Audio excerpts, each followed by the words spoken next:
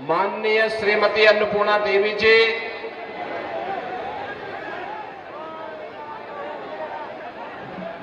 चुनाव के सह प्रभारी उत्तर प्रदेश से राज्यसभा के माननीय सांसद डॉक्टर लक्ष्मीकांत वाजपेयी जी,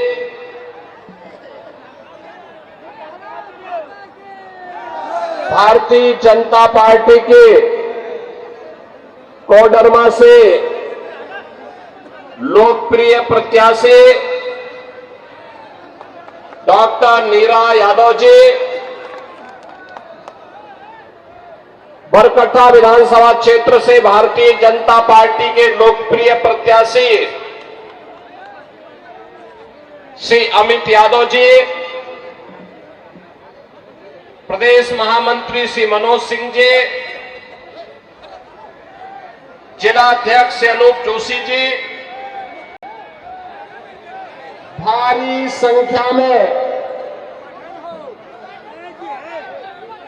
आज की इस चुनावी सभा में उपस्थित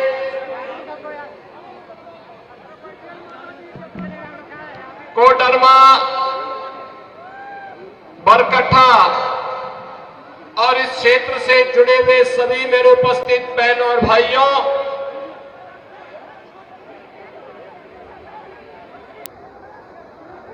मैं प्रभु श्री राम की पावन धरा उत्तर प्रदेश की धरती से शहीदों की इस पावन धरा भगवान बिरसा मुंडा की पावन धरा को प्रणाम करने के लिए और आप सबसे निवेदन करने के लिए आज आपके बीच में यहां पर उपस्थित हुआ हूं।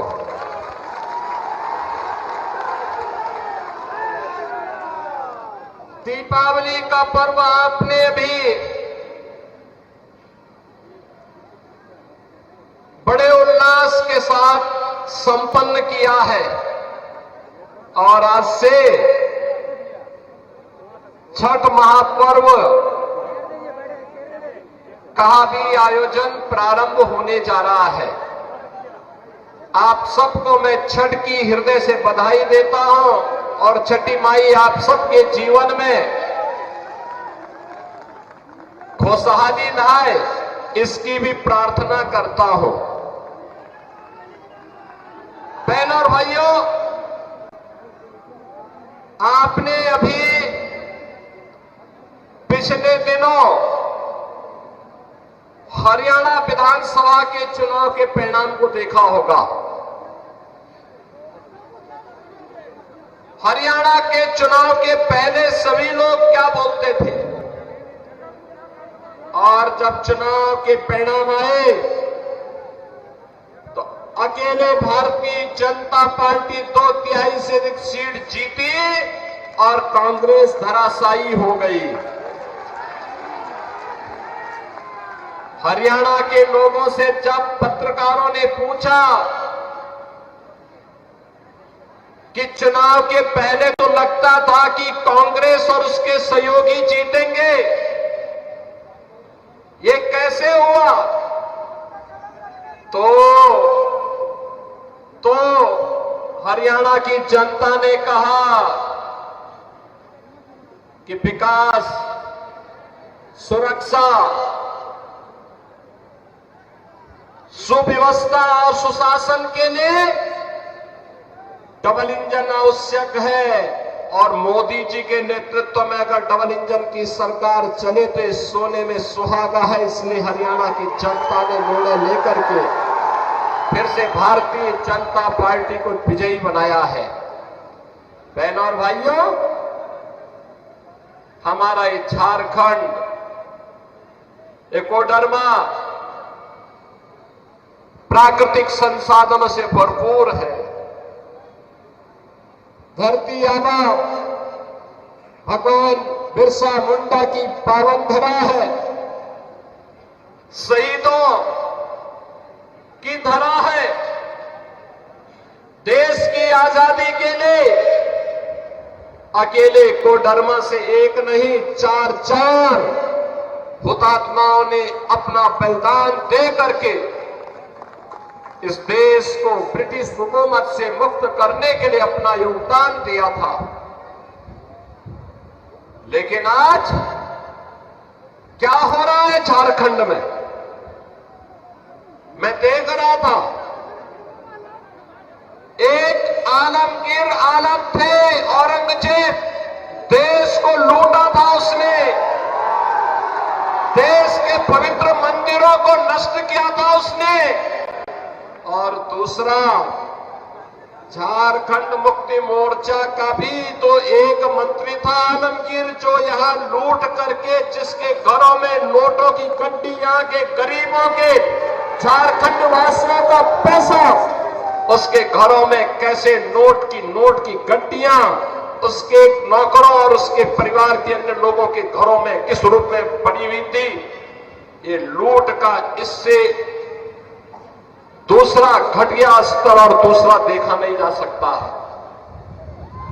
और इसीलिए मैं कहने के लिए आया हूं बहनों और भाइयों, ये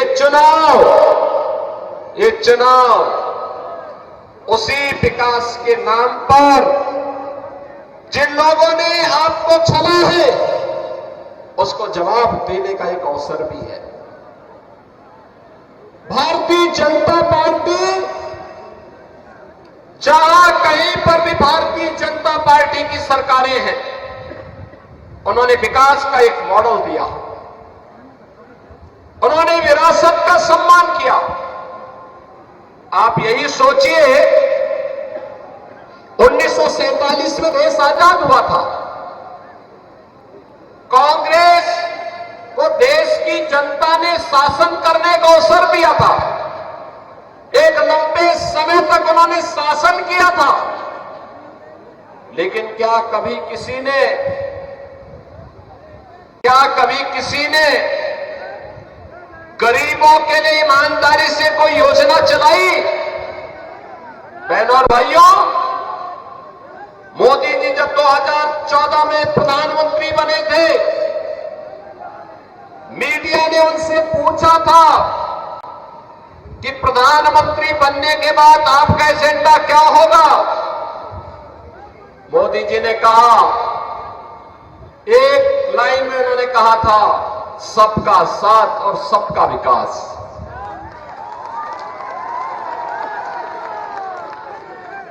जाति, मत और मजहब के आधार पर नहीं, क्षेत्र और भाषा के आधार पर नहीं, बल्कि हर गांव का विकास होगा, हर नगर का विकास होगा,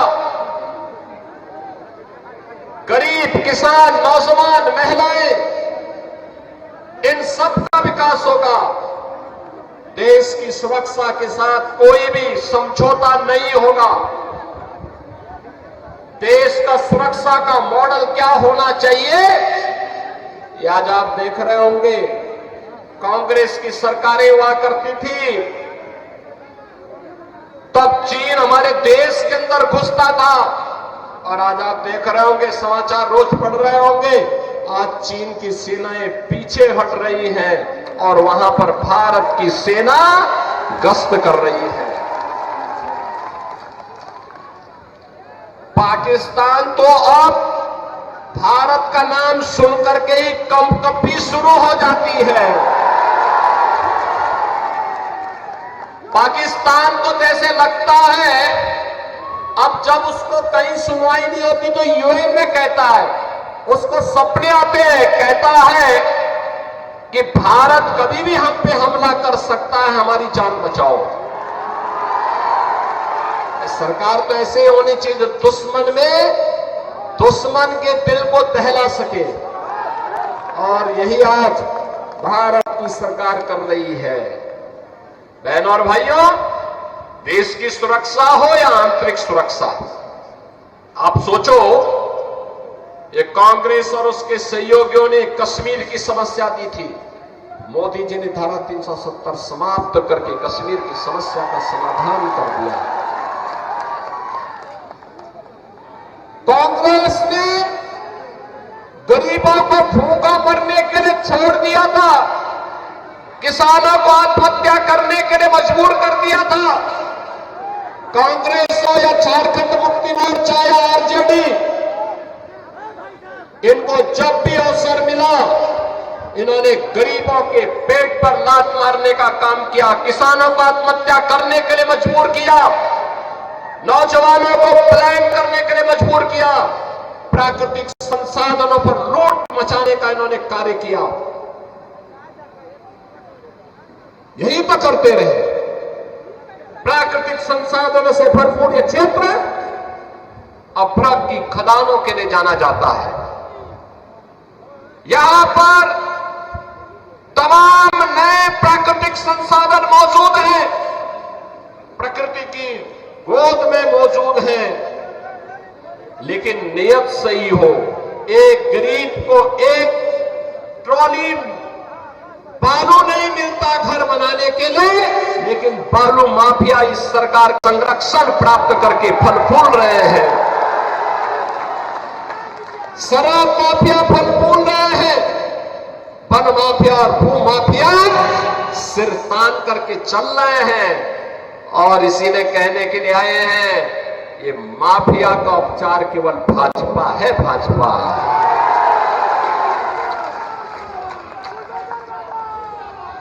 बहनों और भाइयों, 2017 के पहले उत्तर प्रदेश में भी ये माफिया ऐसे सीना तान करके चलते थे, ऐसे चलते थे। इनके लिए गरीब की कोई कीमत नहीं थी, किसान की कोई कीमत नहीं थी, नौजवान की कोई कीमत नहीं थी, बहन और बेटी का कोई सम्मान नहीं था। लेकिन 2017 के बाद जब उत्तर प्रदेश के बुलडोजर ने चलना प्रारंभ किया, तो आज आप देखते होंगे दुर्दांत भूमाफिया, दुर्दांत से दुर्दांत भूमाफिया आज उत्तर प्रदेश की धरती को छोड़ चुके हैं। कुछ तो जेल में है और कुछ लोग राम नाम सत्य है की यात्रा में भी चले गए।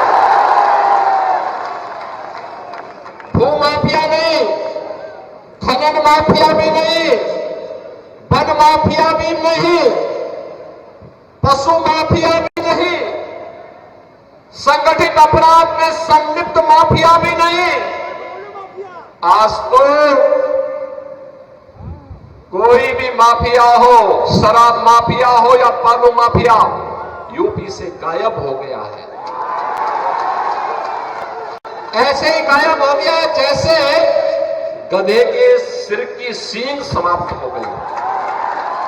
और इसलिए बहनों और भाइयों, आपसे कहने के लिए माफिया का उपचार केवल भाजपा है। भाजपा की सरकार लाइए, गरीब को उसका हिस्सा भी मिलेगा, गरीब को उसका सम्मान मिलेगा। जिसके पास राशन कार्ड नहीं उसको राशन कार्ड की सुविधा, जिसके पास आयुष्मान कार्ड नहीं उसको आयुष्मान भारत की कार्ड की सुविधा, जिसके पास मकान नहीं उसको मकान की सुविधा। और देश के अंदर एक तरफ मोदी जी के नेतृत्व में एनडीए का गठबंधन है और दूसरी तरफ कांग्रेस के नेतृत्व में झारखंड मुक्ति मोर्चा और आरजेडी जैसा इंडी गठबंधन भी है। दोनों गारंटी दे रहे हैं, लेकिन दोनों की गारंटी में अंतर है। मोदी जी की गारंटी है हर गरीब को मकान देने का, मोदी जी की गारंटी है हर नौजवान के हाथ को कार्य देने का, रोजगार देने का। मोदी जी की गारंटी है हर किसान के सम्मान का। मोदी जी की गारंटी है हर बहन और बेटी की सुरक्षा का। और उनके लिए वे योजनाएं जो उनके हित के लिए आगे बढ़ रही है, उन योजनाओं को प्रभावी ढंग से यहां पर लागू करने का जो 5 गारंटी यहां के लिए भारतीय जनता पार्टी ने दी है। लक्ष्मी जोहार योजना, सभी घरों में 500 रुपए में एलपीजी के भरा हुआ सिलेंडर उपलब्ध करवाना और साल में 2 फ्री में सिलेंडर उपलब्ध, भरा हुआ सिलेंडर भी मुफ्त में उपलब्ध करवाना। गोगो दीदी योजना, ये भी भाजपा की गारंटी है, मोदी जी की गारंटी है कि झारखंड की हर महिला के खाते में हर महीने की 11 तारीख को 2100 रुपये, 2100 रुपये तक की वित्तीय सहायता पहुंचा देना। 21 लाख परिवारों को मिलेगा अपना पक्का घर और सभी परिवारों को घर निर्माण के लिए मिलेगा मुफ्त बालू। यानी ये भाजपा कहती है कि हम मुफ्त बालू घर निर्माण के लिए देंगे और बालू माफिया का सफाया कर देंगे। युवा साथी भत्ता, जिन्होंने स्नातक स्नातकोत्तर की डिग्री प्राप्त कर ली, जिन युवाओं को डिग्री प्राप्त करने के पहले 2 वर्ष में अगर उन्हें कोई नौकरी नहीं मिलती है तो प्रत्येक माह 2000 रुपये की गारंटी भी भाजपा आपको दे रही है, एनडीए आपको दे रहा है। और बहनों और भाइयों, इसके साथ ही जो यहां पर भर्तियां ये नहीं कर पाए थे, सरकारी नौकरी नहीं दे पाए थे, पहले ही कैबिनेट में निर्णय लेकर के भारतीय जनता पार्टी ने कहा है उन युवाओं के लिए नौकरी का पिटारा लेकर के भी भारतीय जनता पार्टी झारखंड के अंदर ही लेकर के आएगी।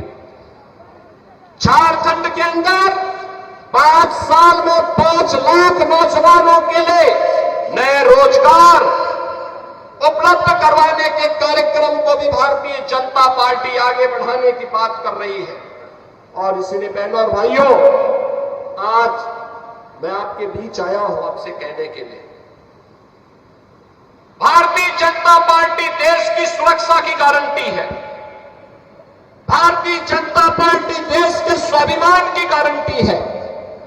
भारतीय जनता पार्टी युवाओं के रोजगार की गारंटी है।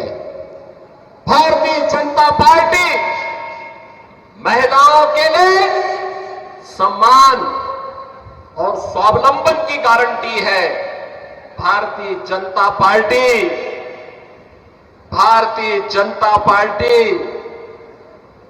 विरासत और विकास के समन्वय की गारंटी भी है। याद करिए, अयोध्या से तो मैं आया हूं ना।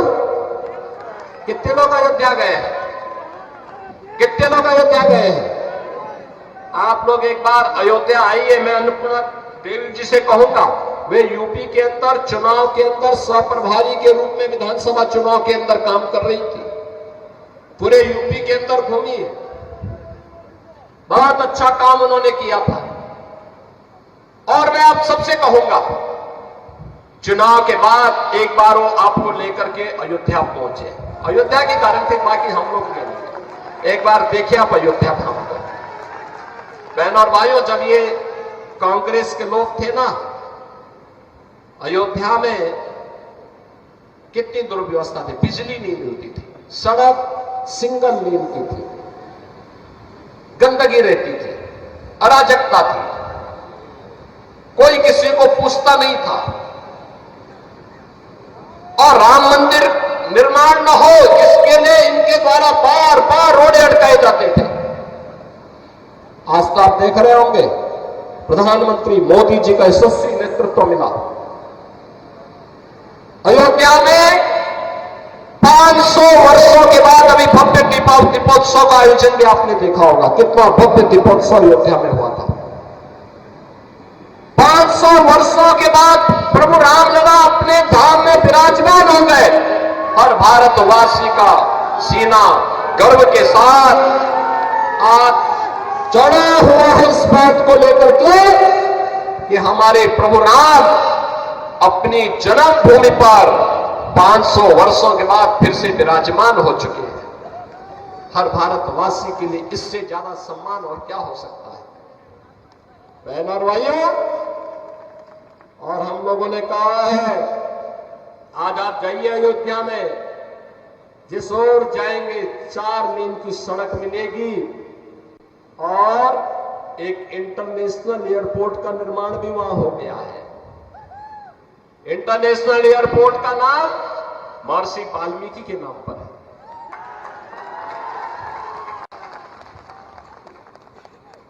वहां पे जो बड़े बड़े यात्री विश्रामालय बनाए गए हैं उनका नाम है निषाद राज के नाम पर, निषाद राज गुहा के नाम पर।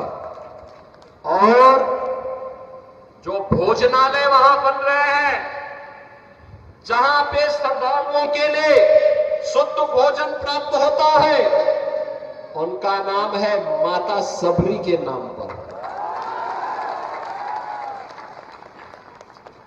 और याद करिए, विरासत का दूसरा उदाहरण मोदी जी ने दिया है। 15 नवंबर 13 नवंबर को आपको वोट देना है। 15 नवंबर धरती आबा भगवान बिरसा मुंडा की पावन जयंती जनजातीय दिवस के रूप में मनाने का काम भी मोदी जी ने ही शुरू किया है।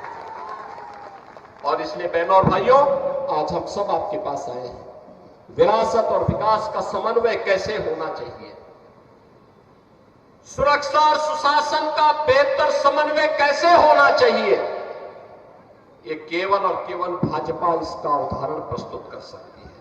और डबल इंजन की सरकार जैसे भी हरियाणा ने निर्णय लिया, ऐसे ही झारखंड के अंदर ये भ्रष्टाचार की चंडी, सुरक्षा में सेंध लगाने वाली, माफियाओं को प्रश्रय देने वाली, अराजकता को, गुंडागिर्दी को यहां पर बढ़ाने वाली झारखंड मुक्ति मोर्चा और कांग्रेस का, आरजेडी का जो इंडी गठबंधन है, ये देश की सुरक्षा के साथ खिलवाड़ कर रहा है, राष्ट्र के स्वाभिमान के साथ खिलवाड़ कर रहा है। इन्हें मौका नहीं देना है वर्तमान को संवारने के लिए और भविष्य को उज्जवल बनाने के लिए आवश्यक है कि चुनाव में इनकी छुट्टी कर दो। बाकी काम तो भारतीय जनता पार्टी की डबल इंजन सरकार, एनडीए की सरकार आने के बाद स्वयं कर देगी। और इसीलिए आज मैं आप सबसे कहने के लिए आया हूं, जब अयोध्या में प्रभु रामलला के भव्य मंदिर के निर्माण के कार्यक्रम को पूरा करने के बाद मोदी जी के कर कमलों से रामलला 500 वर्षों के बाद अपनी जन्मभूमि पर विराजमान हुए, तब मोदी जी ने एक बात कही थी। उन्होंने कहा था, ये तो एक शुरुआत है, शुरुआत। आप इशारा भी समझे होंगे ना।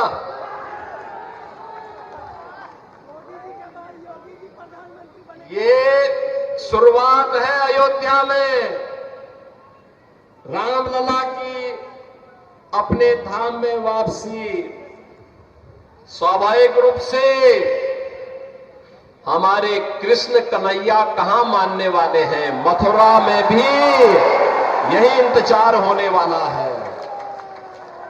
और इसीलिए मैं आपका आह्वान करने के लिए आया हूं, कोडरमा और बैरगट्टा के भी आप सभी श्रद्धालुओं को मैं आमंत्रित करता हूं, काशी में भी, अयोध्या में भी और मथुरा में भी दर्शन करने के लिए पधारिए। भारतीय जनता पार्टी को झारखंड में फिर से पूर्ण बहुमत की सरकार बनाने के लिए अपना आशीर्वाद दीजिए। छठी मैया का आशीर्वाद आपको प्राप्त हो, इस विश्वास के साथ आज से प्रारंभ हो रहा छठ महोत्सव के लिए आप सभी को मैं हृदय से बधाई देता हूं, आप सबका मैं अभिनंदन करता हूं और आप सबसे यही अनुरोध करता हूं, भारतीय जनता पार्टी ने डॉक्टर नीरा यादव जी को कोडरमा विधानसभा क्षेत्र से अपना प्रत्याशी बना करके उतारा है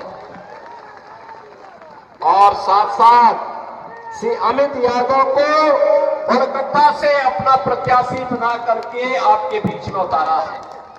आपका आशीर्वाद इन दोनों प्रत्याशियों को प्राप्त होगा, दोनों हाथ ला करके होगा, दोनों हाथ ला करके बताओ, होगा ना?